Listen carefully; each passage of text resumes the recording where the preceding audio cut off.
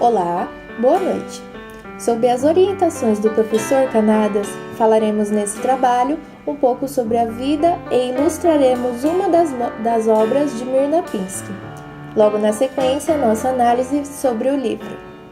Myrna Pinsky nasceu em São Paulo, em 12 de dezembro de 1943. Escritora, poeta, boa parte de suas obras é dedicada à literatura infantil. Formada em jornalismo e mestra em teoria literária pela Faculdade de Filosofia, Letras e Ciências Humanas da Universidade de São Paulo.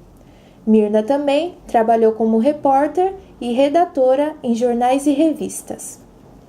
Publicou seu primeiro livro para crianças em 1978. Tem hoje 48 livros publicados, entre infantis e juvenis, com um total de mais de 3.800 milhões de exemplares vendidos. Em 2002, criou o projeto Escreva Comigo, que visa estimular a aproximação do aluno de escolas públicas com livros, leitura e escrita. Desde 2004, desenvolve o projeto Ler com Prazer, um projeto de alfabetização que procura auxiliar crianças na rede oficial com dificuldades no letramento.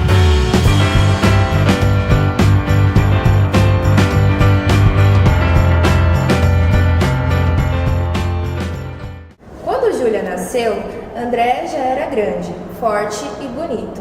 Ela, pobrezinha, cabia no ninho de tico-tico. Bem, de tico-tico não, mas de sabiá. Olha que dava. Júlia era pequenininha, dorminhoquinha e choroninha, e não tinha lugar melhor para ela ficar do que a casinha do sorvete, onde André a colocou, um dia em que o choro da irmã atrapalhou demais sua corrida de carrinhos. Quem gostou foi o sorvete, que lambeu o rosto dela até ela adormecer. Quem não gostou foi a mãe, mas mãe sabe como é, nem sempre compreende logo as boas ideias que a gente tem. E Júlia, é preciso que se diga, dava sempre novas ideias a André. Um dia, por exemplo, quando ela se recusava a comer maçã ralada, André trocou com ela seu pedaço de maçã, só para ver como o bebê sem dente come a maçã. Pelo entusiasmo com que ela apanhou o pedaço de fruta da mão dele, dava para adivinhar que iria se engasgar? Outra ideia nova foi largá-la numa banheira com água, para ver se ela nadava, feito ele tinha visto o nenê nadando na televisão. E a melhor de todas foi quando ele quis botar Júlia de volta na barriga da mãe. Mas essa ideia não deu muito certo. Nessa época, Júlia ficava dentro de casa e André no quintal, lá onde um dia apareceu um gato. Miau! Vindo de telhados longínquos, em lugares que eu nem sei bem, mas isso aconteceu bem mais para frente. No quintal tinha um barril marrom, grandão, que alguém largara ali há anos. Bom de brincar era quando chovia e ele ficava cheio até metade. Já imaginou cair dentro de um barril cheio de chuva chovida em dezembro, quando dá aquela tempestade feita de barulho de medo?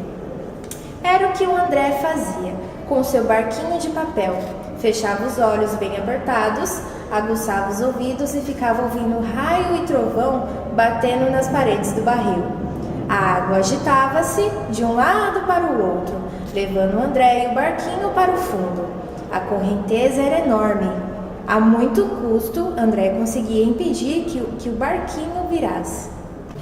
De repente, surgia a cachoeira, com um imenso precipício. O perigo era enorme. André procurava segurar o barco, mas a correnteza era muito forte e os dois iam descendo em direção ao abismo. Faltavam poucos metros para que o precipício os engolisse. André reconhecia, não havia mais nada a fazer. Abandonava o barquinho, que imediatamente era engolido pelas águas, e pulava para fora do barril. Estava são e salvo. Ufa! Quando Júlia ficou suficientemente grande, forte e bonita para dividir o quintal com André, ele, que já sabia escrever, colou um cartaz no barril: proibida a entrada de meninas. A sorte é que Júlia não sabia ler. Outro que não sabia ler era o gato, aquele que um dia foi aparecer no quintal da casa dos dois, vindo sei lá de que telhados longínquos, trazendo não sei quantas histórias mágicas na cabeça. Mas também, para que gatos vai querer ler, não é? Nhau. Certo dia, assim que André pulou para fora do barril e foi tomar banho, Júlia pulou para dentro. Estava bem no meio de uma floresta fechada, de onde saía um rugido de onça. Um riacho corria por entre as árvores. A trilha, em frente, dava no lugar onde o tesouro do pirata tinha sido escondido. Júlia estava cheia de medo. Pensou, tenho que engolir esse medo.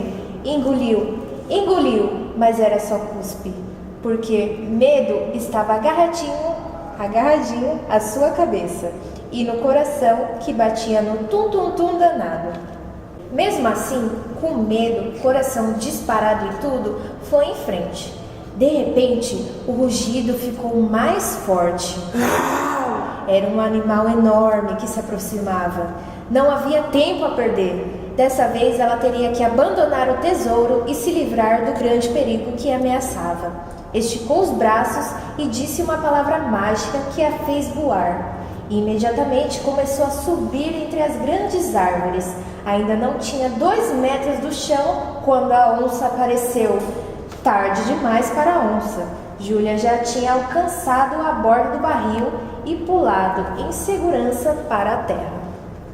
Como não sabia escrever, ela colocou no barril um desenho de menina com um cachorro de pelúcia. No dia seguinte, André acordou muito forte. Foi até o quintal e, depois de arrancar fora o desenho da irmã com um empurrão de seus poderosos braços, virou o barril de lado, com o pé direito rolou o barril para frente. O sol brilhava, dando um reflexo forte na espada que André trazia na cintura. Ele seguia de pé, na carruagem puxada velozmente por 2 cavalos negros. Tinha que chegar a tempo de defender o castelo do avanço inimigo. Os 2 cavalos pularam, com toda facilidade, o fosso cheio de jacarés. As portas do castelo de pedra se fecharam.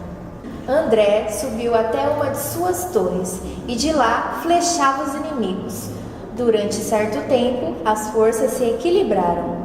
No entanto, os inimigos eram muitos e André percebeu que não podia mais resistir. Recolheu o arco, as flechas e a espada e bateu em retirada. Os inimigos se apostaram no castelo. Desta vez, antes de entrar em casa, André trocou o cartaz do barril. Se alguma menina entrar aqui, eu pego o cachorrinho dela e dou um nó nas orelhas dele. Mas Júlia, sorte dela, continuava não sabendo ler. Assim que André virou as costas, ela chegou com suas 2 filhas e o cachorrinho nos braços, pronta para um passeio no parque de diversões. Ela nem sabia que o gato, aquele gato bonito e preto, que tem umas porções de histórias de telhados para contar, estava prestes a aparecer. Da roda gigante passaram para o bicho de seda. Do bicho de seda passaram para o avião. Nhau. De repente, Júlia e suas filhas levaram um baita susto. De pé, os braços cruzados, um gigante com espada na cintura ordenou-lhes que abandonasse imediatamente o castelo. Não é castelo, é avião. É castelo. Castelo! Berrou o irmão, arrancando o cachorrinho dos braços dela e dando-lhe um nó nas orelhas. Júlia se levantou para defender o filho, mas André saiu correndo com ele nos braços, ela atrás. Era bem isso que ele queria, tirá-la do seu castelo. Abandonou o cachorrinho no chão e voltou correndo para o barril. Ela percebeu a manobra e voltou também. Entalaram os 2 na boca do barril.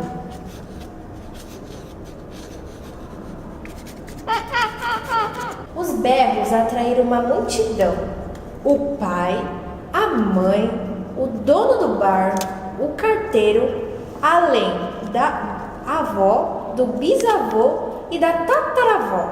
Todos traziam boas ideias para acabar com a briga. Brinca um por vez. Brinquem juntos, um pouco de castelo, um pouco de parque. Não brinca ninguém, chega de gritaria. Brinque os dois e chama o resto da molecada da rua para brincar junto. Vamos arranjar outro barril, cada um com o seu. Deixa eu brincar junto, que eu já ajeito as coisas. Deixa o meu filhinho brincar junto, que ele ajeita as coisas. Foi nessa noite que finalmente apareceu o gato. Aliás, não era um gato, era uma gata. Uma linda gata, preta e barriguda, de olhos grandes e assustados. E quando ela chegou, vinda sei lá de quantos telhados, trazendo sei lá quantas histórias malucas e bonitas na cabeça, que olhou para o barril. Sabe o que aconteceu?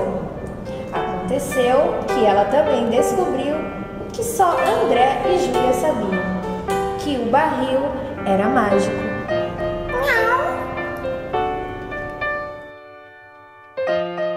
Quando Júlia começa a crescer, cria curiosidade nas brincadeiras do irmão. Por ser mais nova, André não aceita.